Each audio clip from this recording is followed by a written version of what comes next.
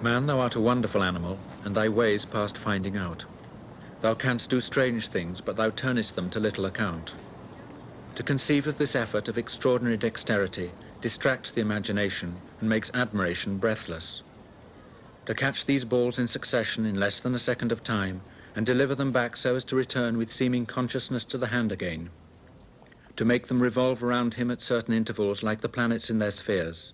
To do what appears an impossibility, and to do it with all the ease, the grace, the carelessness imaginable, to laugh at, to play with the glittering mockeries. It is skill surmounting difficulty, and beauty triumphing over skill. It makes me ashamed of myself. I ask, what is there that I can do as well as this? Nothing. The utmost I can pretend to is to write a description of what this fellow can do.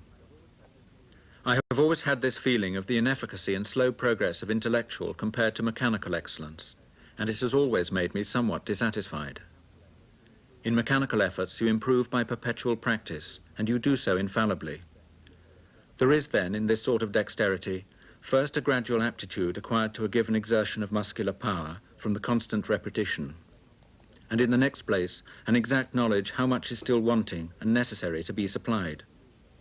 Certain movements and impressions of the hand and eye, having been repeated together an infinite number of times, are unconsciously but unavoidably cemented into closer and closer union.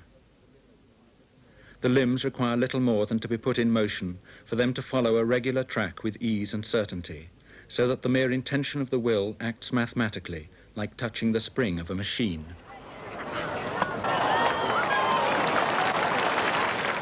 Whenever I think about cricket or about literature or even about history, there's one man who comes to my mind always. That's William Hazlitt. I believe, and I'm glad to notice some other people think so too, that he was the greatest prose writer of his time and one of the great prose writers in English literature. That was for two reasons. He was, first of all, he lived in an age when the sharpness of class conflict, which was introduced by the Industrial Revolution, had not yet overtaken England. And number two, he could write about everything. And he wrote about learning, about history, about painting. He spent many years in Paris trying to be a painter. And he wrote about sports, although he didn't write on cricket, which is a bit surprising because between the day when he was born, 1778, and when he died about 1830, that was the time when the game of cricket as we know it today was formed in all its essentials. But what makes Hazlitt particularly interesting to me is that when I was a boy in the Caribbean, the structure of our society was somewhat similar to the structure of the society in which Hazlitt lived. And I think that on the whole, growing up that way has been of great benefit to me, has enabled me to see the modern world and cricket and a lot of other things in a sort of comprehensive way, which was natural to Hazlitt and in a way was natural to me owing to the kind of life we lived in the Caribbean at the time.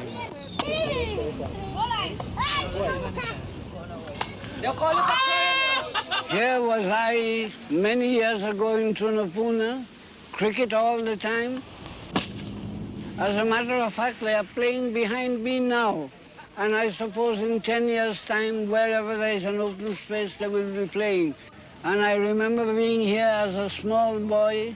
Somehow the British system had got hold of me, and whether I knew it or not was educating me.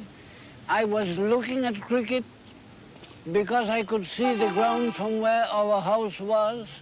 I was going to church and listening to what the parson read, and then I would come home and read them in the Bible, and I was living a whole life.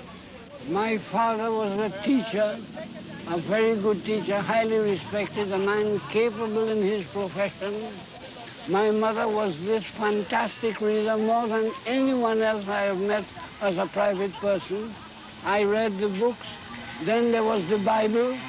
Then I went to school, got into touch. Even before I went to school, I was reading Thackeray, and all together with the cricket and the books and the Bible and everything else, I was what I could call a British intellectual before I was 10 years of age. It happened to me, or it was had been I had been shaped that way. I don't know what it is, but those are the facts of the case, and I am forcibly reminded of them because they began in Tunapuna, and a lot of them took place here, where I am at the present time.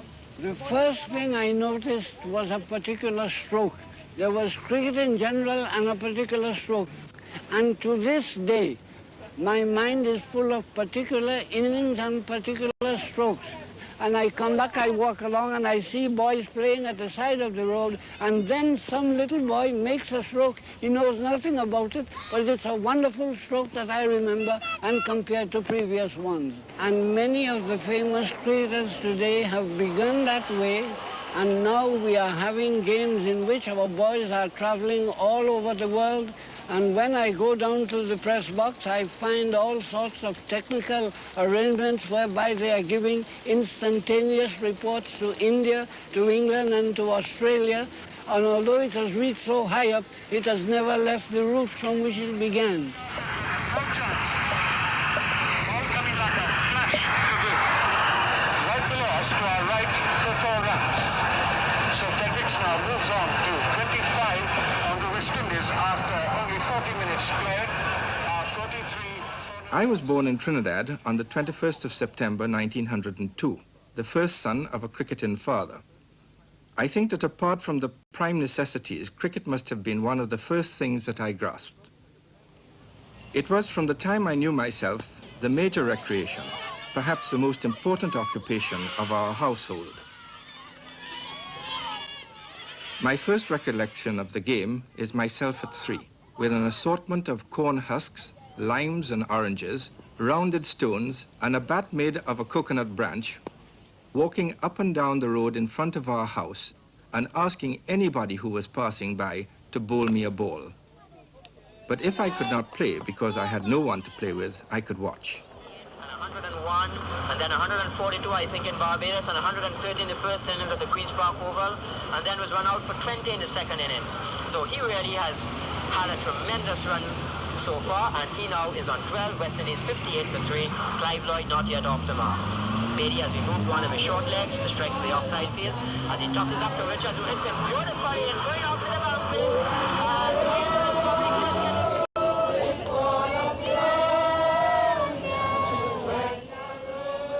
There are few more cosmopolitan little places in the world. The British captured Trinidad in 1797. In 1833, Negro slavery was abolished and labor became scarce as a result. East Indian immigration was therefore adopted, and this lasted until 1917.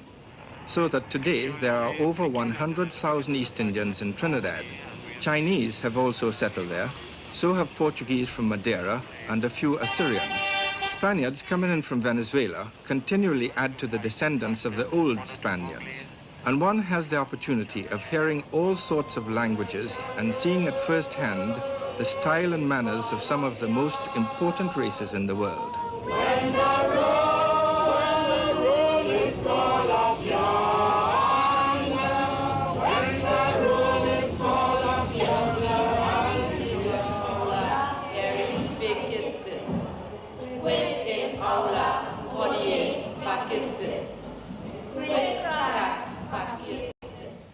I came from the black middle class, but I won one of the island scholarships to Queen's Royal College, a kind of English public school, and all the masters came from Oxford and Cambridge.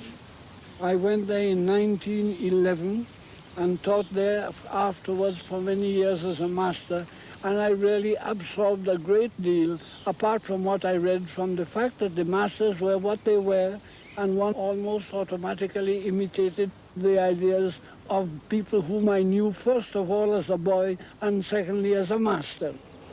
Oswisting, give me the answer you've just given, give it all past you. Quid incorpore, Gary Oswisting. Now, give us the answer, not to me, but to all those that are here. Harry incorporate porosity. No. Harry incorporate Togam Oswald. Harry incorporate Togam. although more or less we listened to them in the classroom and they taught us Latin and Greek and advanced mathematics and the way how to behave, and we went to cheat, etc., we did what we had to do and we listened to them in a sort of a way, but we really paid inner attention and were dominated by the ideas which were instilled into us on the cricket and football field. What is very effective on me here this morning is that tree there. It was here when I came here in 1911, and as much as anything else in the surroundings, that tree is making itself felt inside of me. The game is very much as I used to play it years ago. The routine, the regularity, the instinctive discipline of the game that has forced itself back on me very strongly here this morning. If I were physically fit, I would go out there and play, ask to be allowed to play with them. Look at them. Nobody shouts, nobody is making any scandalous noises. They are going ahead, and at the end of 6 balls they will change over as if it's a military organization. It is very much as it used to be 60 years ago, and I feel very much at home and in harmony with it. And I know that that has had a lot to do with the way I have grown up and the way I have lived. There is a regularity and routine, a ritual about it.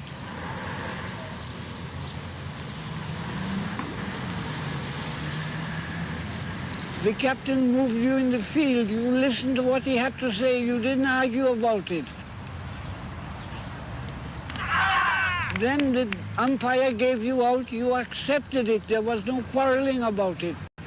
If I learned any discipline here, it was in the cricket field, because we kept to it instinctively. We had learnt it in books like this, The Captain. And when we were watching, we often had a copy of The Captain near to us, about the boys' own paper circularizing among us.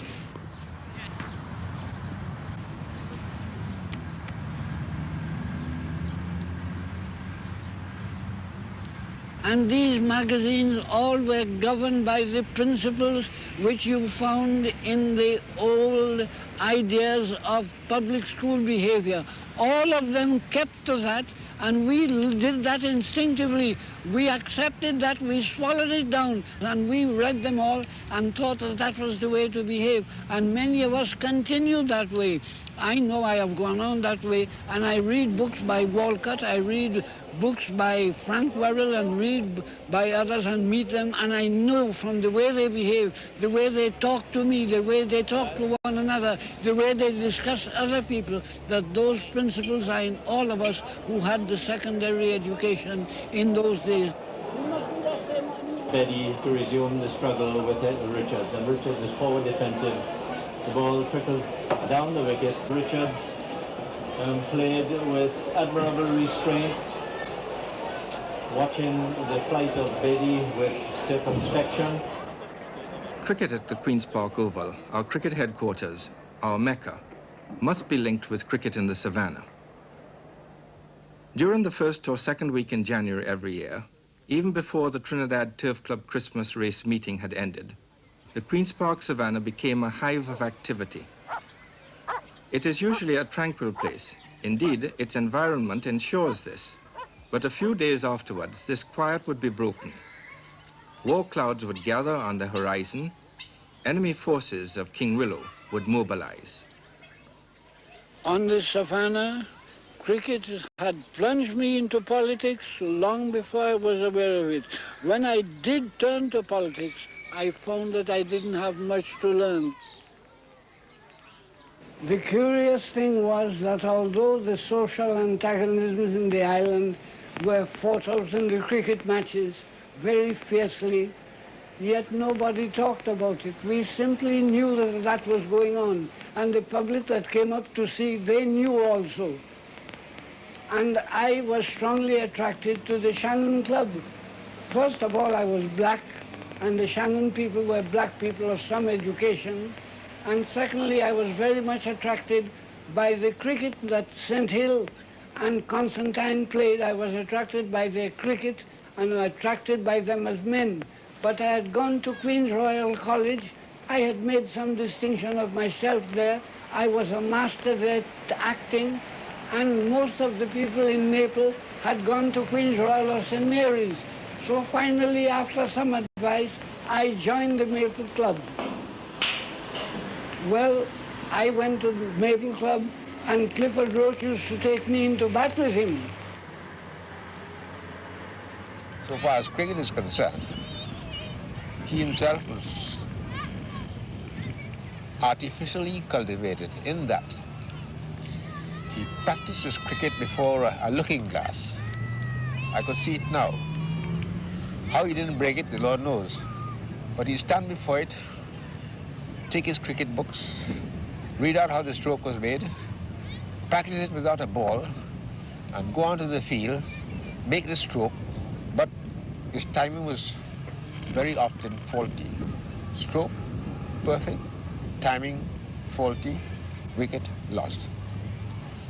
But that didn't stop him from enjoying his game, and we continued playing the game together for many years. Many famous cricketers have practiced in front of the mirror, and I didn't do so well. Well, it didn't matter.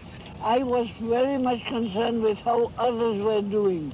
And you in particular, I knew you so well. I knew you from the time you were small. And the excitement was not that I used to go in with Clifford. The excitement was that when Clifford met Shannon, they were out to beat us and make us understand that they were better men than we. That is to put it crudely. But Clifford and I were open together against Constantine and Edwin St. Hill, who used to open for the West Indies. So you could imagine me, I would be watching what was equivalent to Test cricket. And my chief business was to make a single and give Clifford the bowling to get away from them. But one thing I have to say, if Constantine bowled a short ball, it was a matter of life and death for me to hook him round. I never dodged that.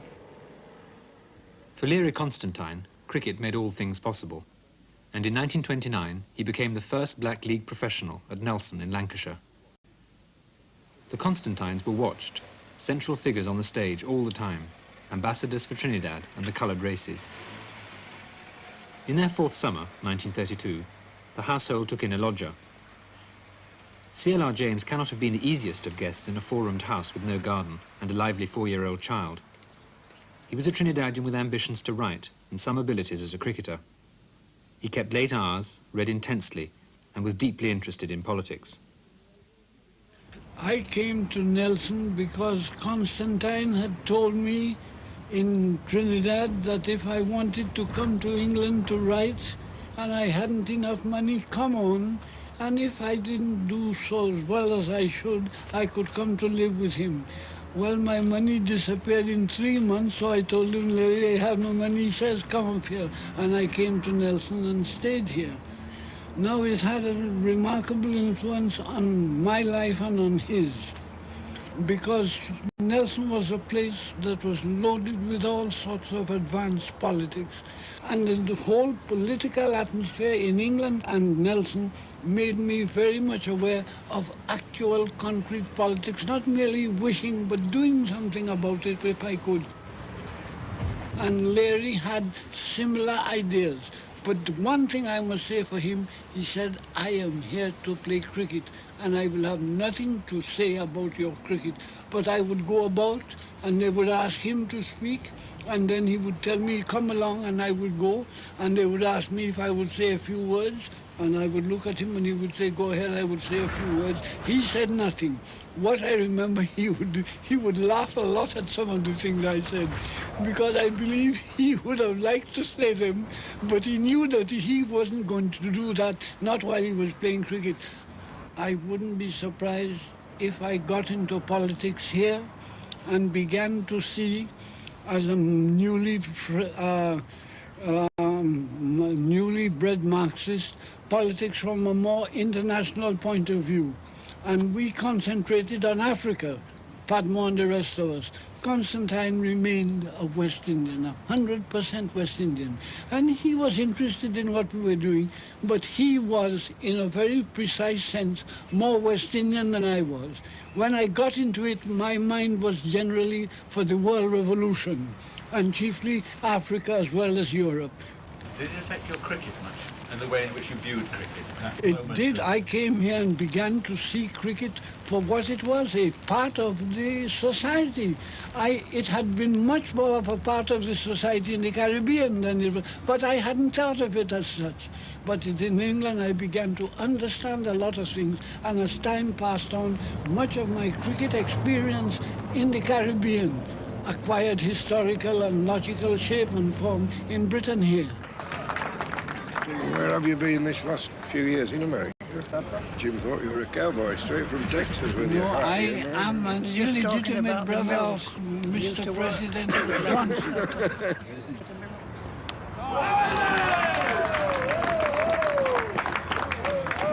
Still got the same old roller what we had when you was here. You remember the roller?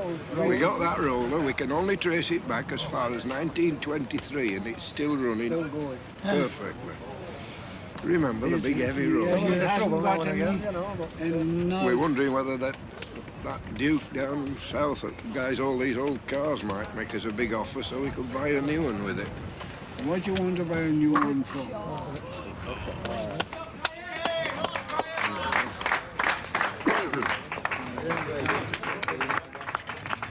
Were you writing a lot then? That was your main profession, writing? Writing? I used to remember you speaking on that box by the old... yes, but I used to do a lot for the Manchester Guardian. A little to the left, would I describe I you? should think somewhat more than Have you matured, or shall I say, mellowed since those days? I have developed. You wouldn't, I would say mellowed, like we all do. No, I mean, there's 1, 2, 3, 4, I would say 5 old chaps here, and I'm the youngest, by the way. Although I say it myself, and there's a few here. It was a damn good amateur side, with a first-class profession. Leary was so keen, he got everybody else exceptionally keen, and then with a wonderful balanced side. This was the beauty of it to me.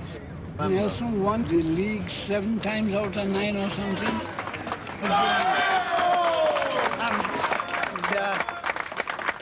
Our chairman then, Mr. Tom Morgan, I think was the first to get in touch, get the idea of getting Constantine to come here. And they went to Manchester in the first place, and from then on there was no negotiation going on all the time until he signed in 29. When he came to Nelson, he was the only black man in Nelson. There was no coloured person. Everybody looked at him whether they were cricket enthusiasts or not, and he felt it. I would say they were more inquisitive rather than... He was. And I think Leary took that the wrong way once or twice. He did. That was my honest opinion. Well, I was here in 33, and I used to come up and down, and after a time, well, nothing used to go.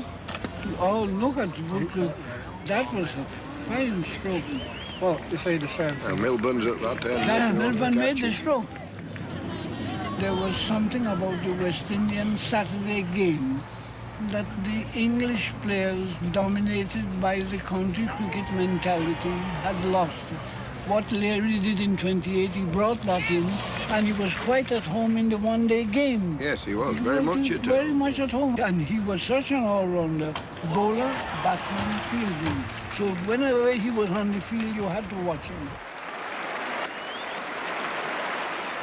Leary was very fast and very hostile and very sensible. If he hit somebody, he didn't stand like Truman, stick him up or knock, he went to rub it. But the next bloody ball was just as bad, you know, he was hostile.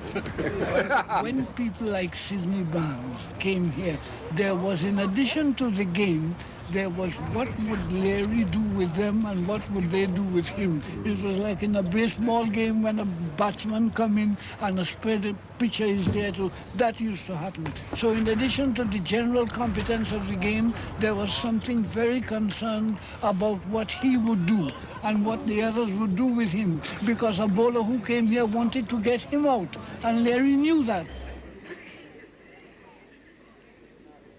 Sidney Barnes is generally admitted to be the greatest bowler cricket has yet seen. I had a glimpse of him the other day in action. When Constantine came in, I looked for a duel. Constantine was not going to be drawn into playing forward. Barnes was not going to bowl short, to be hooked over the pavilion, or over pitch to be hit into the football field. Constantine also was not going to chance it, for on that turning wicket to such accurate bowling, he who chanced it was lost. Barnes bowled a slow one that might almost be called short. Constantine shaped for the forcing backstroke, but even as he raised himself for the stroke, he held his hand, and wisely. The ball popped up and turned many inches. Another ball or two, and again Barnes dropped another on the same spot. It was a sore temptation. Constantine shaped again for his stroke, his own stroke, and again he held his hand, wisely. Was this recitative suddenly to burst into the melody of fours and sixes to all parts of the field? In the years to come, it will be something to say that we have seen him.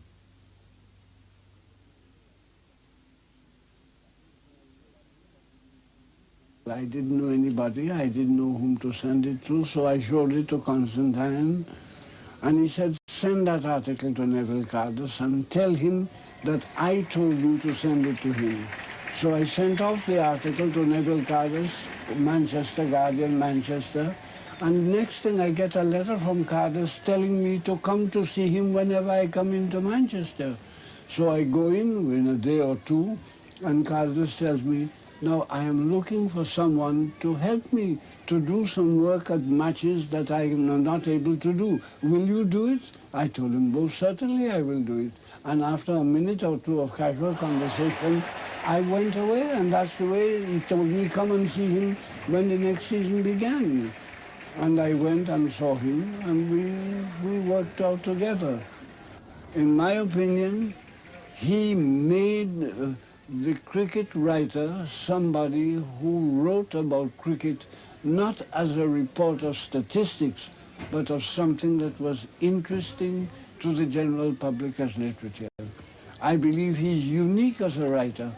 He was very much interested in the character of the men who played, not in their personal characters at home, but in the way that they played expressed their character, and he thought that cricket offered an exceptional opportunity for a number of people to display their personal characteristics in public for everybody to see. He was interested in the crowd. He would know what the response of the crowd was. He would refer to it, but in reality he was concerned with the kind of men who were out there and what they were doing. For him it was an artistic experience to see the men playing cricket and playing the game technically and expressing their personal characteristics. Carter stands first above everybody else. There's no question about that. No writer of novels could make a picture of Yorkshire life half as full of meaning as the one drawn every year in matches between Lancashire and Yorkshire. Fours or no fours, runs or no runs, the games touched greatness because of the North of England character that was exposed in every action, every movement all day. The joke about Yorkshire cricket is that for Yorkshiremen it's no laughing matter. It's a possession of the clan and must on no account be put down or interfered with by anybody not born in the county.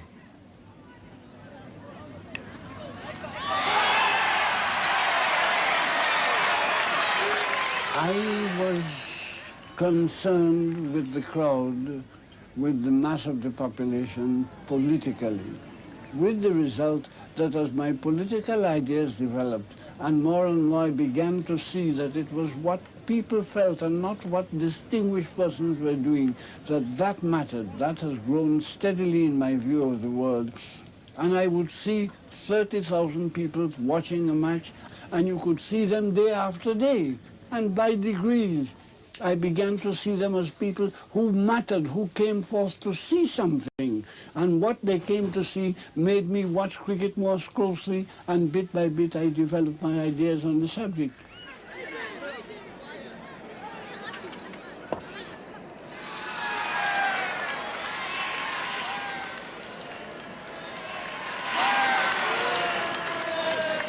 I used to say the only society I really would have liked to live in, I'd liked the Greek society. I'd visited Greece, And I had seen where they used to meet to discuss their politics, the people from the city. Then they were the people who invented the tragic drama. They had the Olympic Games, and they used to meet and discuss their business democratically. So those three things made me feel that those were the people I could have lived with. If I had gone there, I would have been probably very unhappy, but in my head I could say, tragic drama, Olympic Games, and democratic discussion of all problems by all the people in the city. And from that, I began to make a connection between the development of democracy, the democratic idea in Britain, that became the 60s, 1848, there was some, but 1860, 1870, the development of the democratic idea, and at the same time the development of people coming to see cricket matches. I should say between 1850 and 1900, what was noticeable in the development of English social life was, number one, the development of the democratic process, and number two, they led the world in regard to the public interest in popular games. Those two mattered to me. I don't say those were the only two, but they mattered very much to me.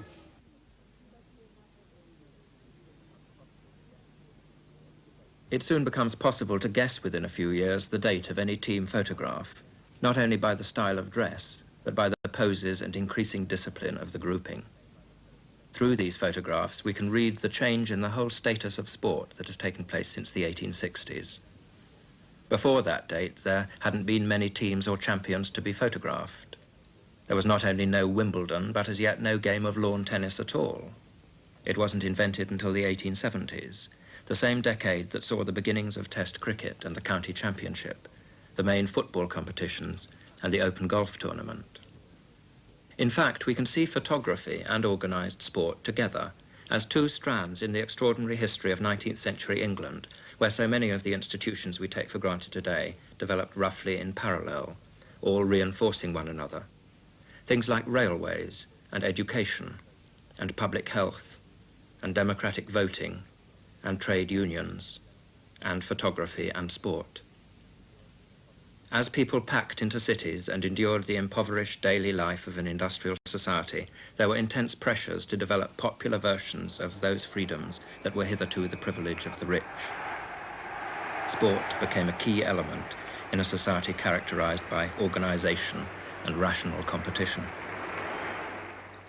In the 1860s, it became necessary for the first time to raise football above its many local variants and establish uniform rules, and the game split into the rival codes of rugby and association. The FA Cup was started on the model of the knockout house competition at Harrow. It was at first won by sides from the public schools, but the victory of Blackburn Olympic in 1883 symbolised the takeover of the game by the people. Among the All England 11 of 1847 is a private schoolmaster called Nicholas Wannerstrocht. He played, however, under the pseudonym of Felix, since when he started his career in the 20s, parents might have regarded the game of cricket, which was still associated with gambling, as a disreputable and frivolous activity for their son's teacher.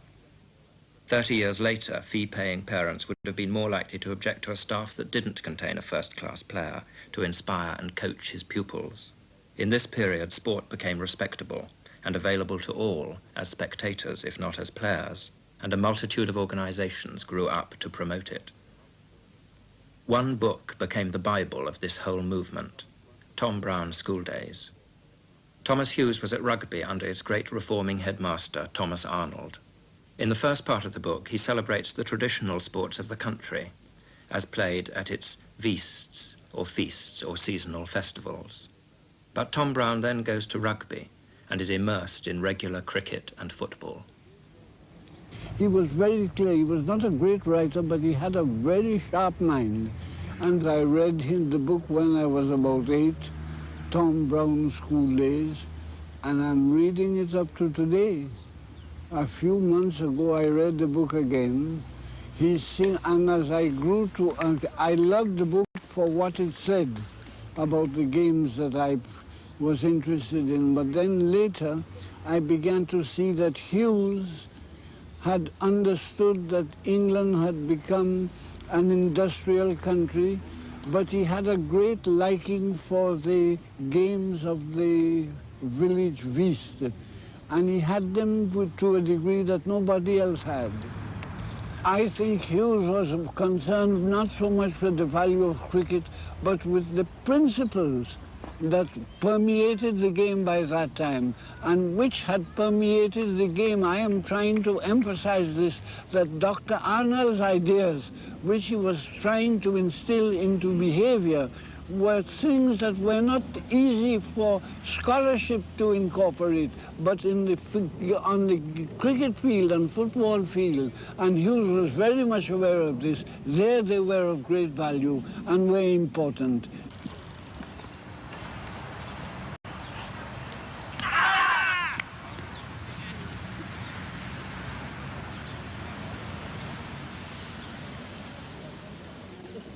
"Oh, Brown, can't I go in next?" shouted the swiper.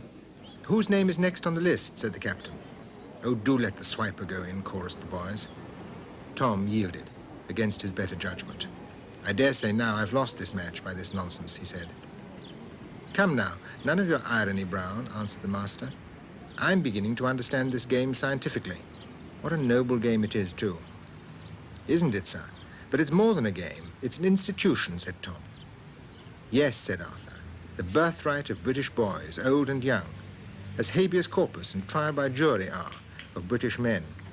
The discipline and reliance on one another which it teaches is so valuable, I think," went on the master.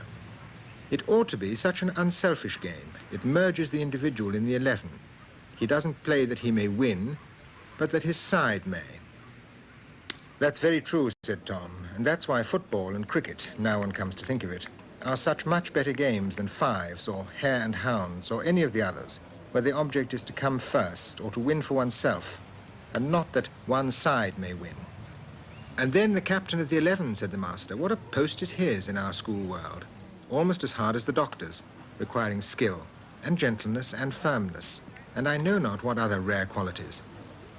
"What a sight it is," broke in the master, "the doctor as a ruler. Perhaps ours is the only little corner of the British Empire which is thoroughly, wisely, and strongly ruled just now. I'm more and more thankful every day of my life that I came here to be under him." "So am I, I'm sure," said Tom, "and more sorry that I've got to leave."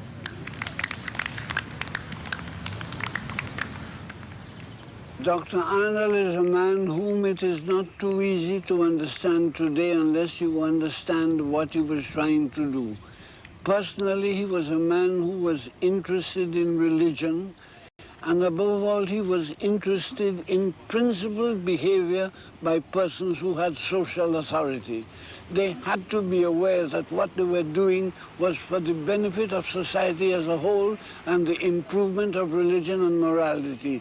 Later in his life, he got very interested in learning and in the study of the development of the intellect. But what is fantastic, the British middle class and those members of the aristocracy who realized that a change was necessary took from him his interest in religion, his concern for moral behavior and principled conduct, but they were not interested particularly in his intellectual ideas. They dropped that. All the doctor's ideas became part of cricket and football, although he himself was not interested in them. And I think him more important than Carlyle and Ruskin for this reason. They wrote and told people what to do. Arnold did more than that. He actually educated people in his school, and he was so successful that all over England the public schools began to follow what Dr. Arnold was doing. In other words, he was not only a theorist, but he was a politician, a practical man who did certain work which had an enormous effect on England, the industrialization of England, and the steadiness with which the British ruling class governed England and the principles which they instilled.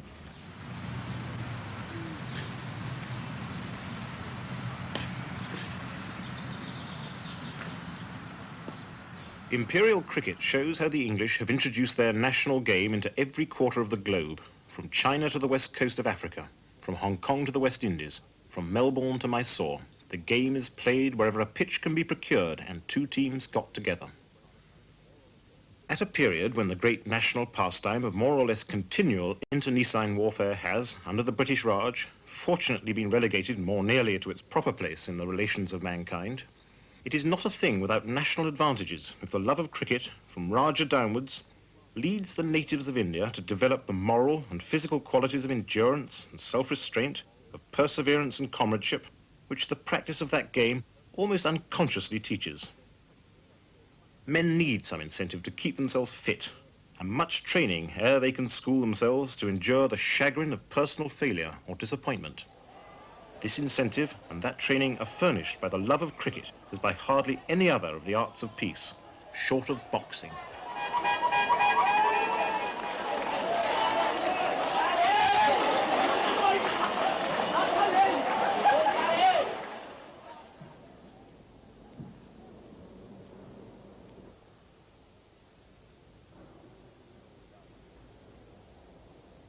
Did you know all about the Lord's Pavilion when you were a boy in the West Indies? I didn't know much about it, but I had read Ranjit Singh's book, I had read P.F. Warner's book.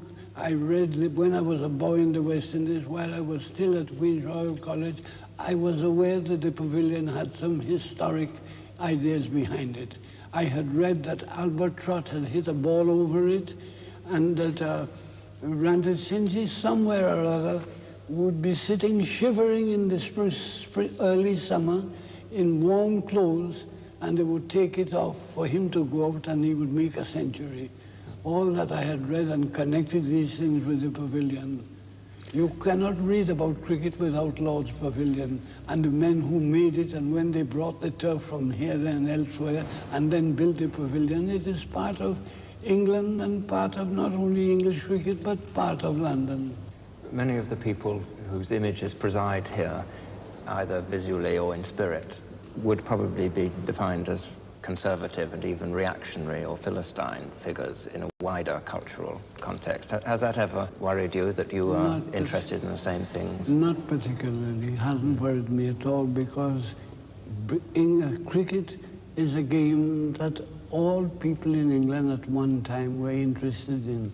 And I was interested to English cricket in the north of England, where they played the league, Nelson and the rest of them, where the ordinary workers from the mill would come in on a Saturday morning at 11 o'clock, and cricket was Larry Constantine and his friends. There was not the slightest taint of aristocracy or superiority there. So I could tell that, and then I could see county cricket and could see the difference between, but nevertheless, the people who had taught us the game in the Caribbean were the aristocratic planters. Constantine had a tremendous respect and liking for H.B.G. Austin. So did I. He had brought people there and brought teams to England, had organized them, and that's how we had lived. And when I know how much we, the descendants of slaves in the Caribbean, just drifting along, picked up cricket and started to play long before we got interested in football. And I know that he, H.B.G. Austin, H.B.G. Austin's brother and the rest of them, they brought the game. I am quite, I respect them at any rate. I have no hostility. Another figure whose image and whose spirit presides over Lords is W.G. Grace. Was he always a very potent figure in your imagination? He was always a potent figure in my imagination as a cricketer and as a man who had made the centuries and so forth. But years passed, and I began to think of cricket as a historical part of a social development. And by degrees, I got it into my head that W.G. Grace had played a tremendous role in the Britain that we have today. And without him, the game would never have been what it became. So that I insist, looking at it, that he brought some of the old England and forced a place for it in the New England. And the people came to see because they were looking at something that they had inside of them. And therefore, Grace is a historical figure. Was it a marvelous accident that somebody like him arose when he did? I don't know. I wouldn't call it an accident. I don't think a thing like that is an accident. It is clear that he filled a certain need, and that a certain man fills a certain need. You may call Shakespeare an accident, or Balzac an accident, or Michelangelo an accident, but something is required, and they do it. Any cricketer who thinks for a moment can see the enormous change WG introduced into the game. I hold him to be not only the finest player, born or unborn, but the maker of modern batting. He turned the old one-stringed instrument into a many-chorded lyre, and in addition, he made his execution equal his invention. Where a great man has led, many can go afterwards, but the honor is his who found and cut the path. And did he appeal equally, do you think, to all classes? I believe, I complain in my book that he was the best known man in England at the time. And I remember as a small boy in the West Indies, when I would be reading, my father knew about, I was reading about cricket. I knew much more about cricket than he did, but I would ask him things. And he knew about W.G. Grace, and he knew about Ranjit Singhji. He knew nothing else. But we all, everybody in the West Indies knew the old man and his beard and the 100 centuries and the fact that he had lasted so long.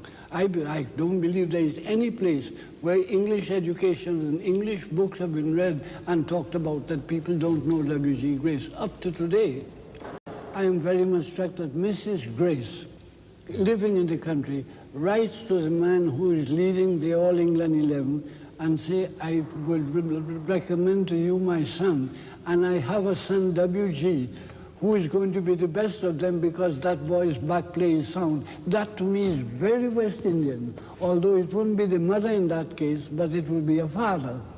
Could you imagine W.G. Grace as having been a reading man, a cultured man? I couldn't imagine that. I think he was the kind of English country gentleman of the late 19th and early 20th century.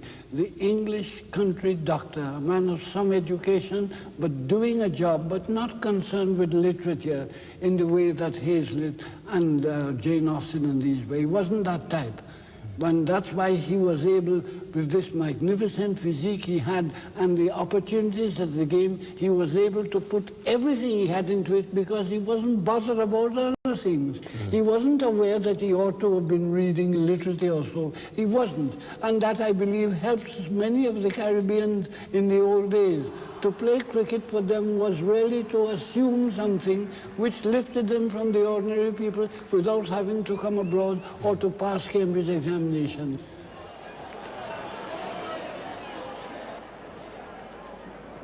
And I am very much opposed to the separation of games from what the people call the higher culture.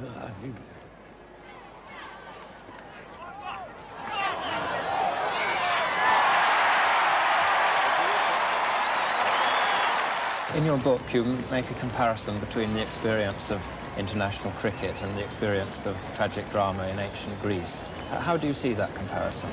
I visited Greece in 1954, I think, and I naturally had been soaked in the Greek drama, Aeschylus, Euripides, Sophocles, but then I saw for the first time where they used to play them.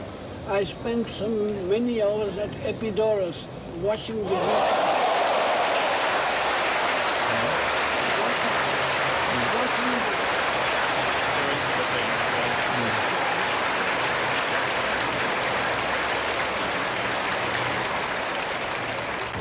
The tragic drama in ancient Greece, I was familiar with it from reading books. I had never seen any performance and realized that what used to take place was 30,000 people from the Greek city.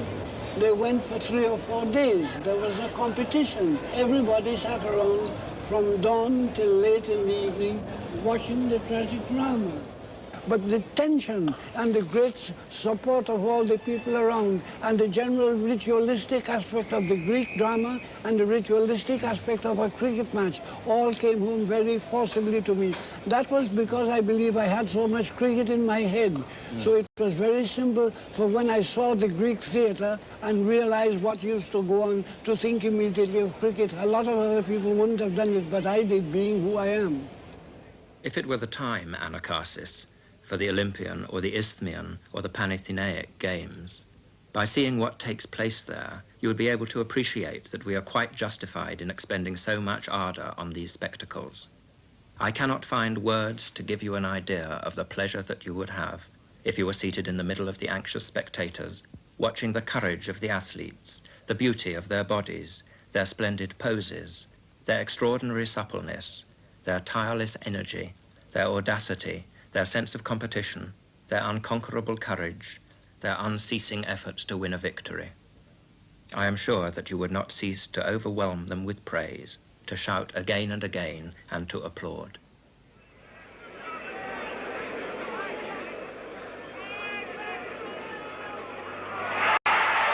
Your really great bowler has his greatness in his head, and he knows when he has to deliver a ball of a certain length on a certain wicket against a certain batsman at a certain stage in the game. Bowl him, good ball. It came back from outside off stump. That's really good bowling from Andy Roberts. A fine over this. A batsman, while he's batting, he not only represents the side, he is his whole side. At the same time, the bowler bowls, and after 6 balls, he's taken off and somebody else puts on.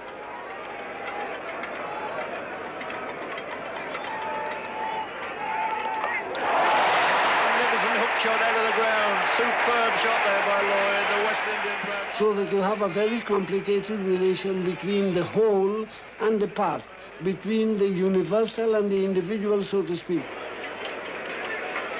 It may take a long time, but every single ball means that the whole game or stage of the game is there involved.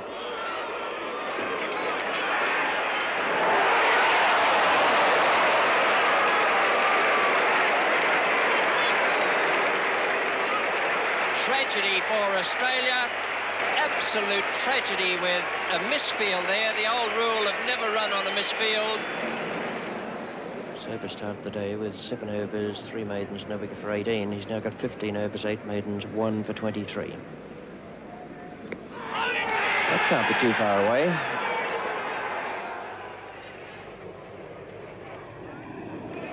The complicated structure of the game is best expressed by looking carefully at what happens to the batsman, and particularly the great batsman who represents his side. When he is batting and batting well, the whole game revolves around him. The fieldsmen, the bowlers, the captain and the spectators. He is the center of a tremendous complicated body of interest that are concerned with him as the center. Another beautiful straight drive. Beats Fletcher, goes through for 4. Brings up the 400. What a wonderful shot from Gary Sobers. It was no accidental quirk, but a symbolic comment harbouring a profound and biting irony that prompted the architect of the new grandstand at Lord's to crown it with his own immortal flourish, the dim figure of Father Time. In front of him and below him, the figures blink and change, blink and change. To the superficial sight, the changeless game, simple and elaborate, white against green, goes on forever in its unruffled harmony. And we, the spectators, spanning contentedly our 4 generations of cricketers, watching George Hurst pass, and Hobbs pass, and Sutcliffe pass, and Hammond pass, absorb the comfortable illusion that they alone, the unwavering eyes, are changeless entirely and will remain. While all the day and night, Father Time moves to and fro on his roof. He may not have all the answers, but he has the laugh on us. So the moments, one after the other, go, and in desperation I try sometimes to nail them on the wing. They're nearly all gone. Their moment in cricket and in time has been marked off into the past.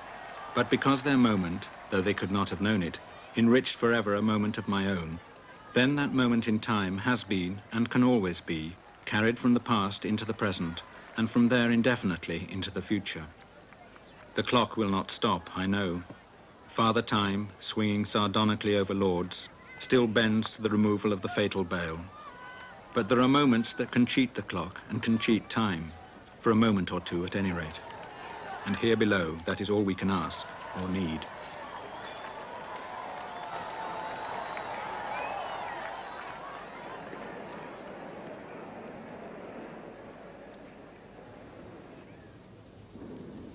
I see in that photograph all that Headley was, that complete control, the ease, the confidence and the certainty.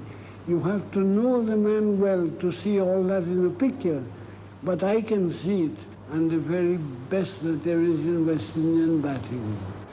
Here is another man.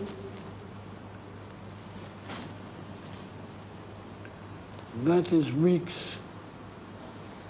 A man came to Lord's one day and he saw a batsman make a stroke just as he came in. He says, but for God's sake, that is Everton Weeks, and it was Everton. Everton had come here not with a West Indian team, but to spend some time, and they had put him in the match. And this fellow saw the stroke, and he said immediately, that is Everton Weeks, and there you can see the kind of thing. You see where his toes are, and the balance and the way the batter swung back. That is very typical of Everton and very typical of the West Indies also. That's Clyde Walcott, who was either on the front foot or the back foot. Bowlers will tell you he was a ferocious batsman. He could come forward and murder mid-off swingers and get back and murder the same mid-off swingers. That was a ferocious man to play against. And Worrell came from the old game and learned what was new and was symptomatic of the new West Indies. The battle to make him the captain was the feeling that we had reached a stage where one of us should be in charge. And Worrell made the team, and so was the result of all that Worrell did. The West Indies Islands are so small, and we have so little to go by, that when somebody comes up, especially a young black man, and shows that he has some creative in him, all the people begin to say, well, here is another one. He's one who will make a century at Lord's or the Oval. They have told me that. And not only do they say that about him, but he himself begins to feel that he has immense possibilities that he hasn't got in law, that he wouldn't have had in medicine, he wouldn't have had in business, but in cricket, that field is open, and as a writer, the field was open too if he came to Britain.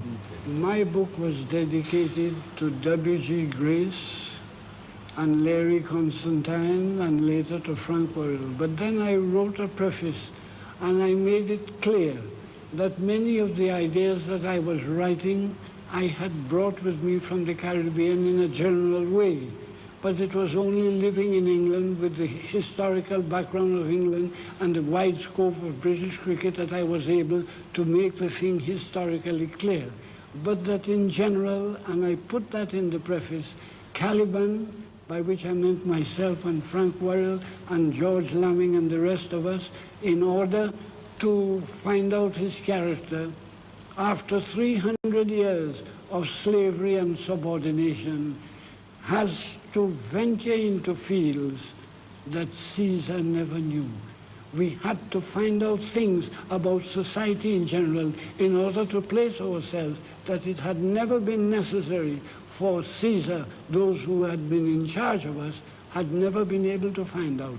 And that's what I think is in Beyond the Boundary, and why the book is so well received by many of them. They realize I have said things which they hadn't thought about. And I believe that I said those things because of circumstances I have explained, and West Indians had to find something new in order to establish that the West Indians had arrived as competent members of modern society.